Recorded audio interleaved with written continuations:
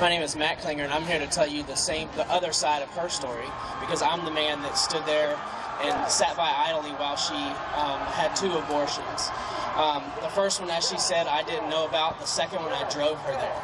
And on that day, I sat in the clinic and wasn't allowed to go in the room, but every girl that came out, I could see the horror and the shame and the guilt that was on their faces as they came out. And that really affected me, but it didn't affect me enough to actually stand up for anything.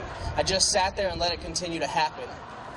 So I told myself that day I would ever tell anybody about what happened that day.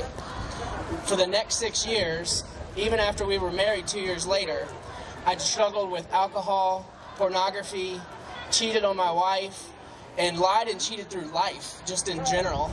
And it was just all of a matter of trying to suppress the feelings and emotions and the guilt and shame that I was feeling from the abortions that I wouldn't talk about. But one day when she went to the Bible study, she came home and she started talking to me about it, and then the Lord started talking to me about it and just said, hey, you know, you're just as big of a portion of this problem as she is. She had the abortion, but you stood by and watched her just as Adam did in the garden with Eve. So I decided that at that point, I was no longer going to let that be holding me down or hold us back from anything.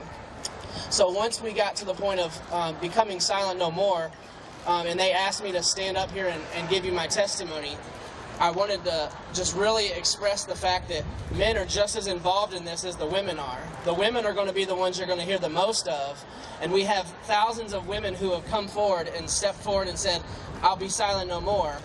But unfortunately, we only have about 300 men to match the 5,000 women who have already signed up.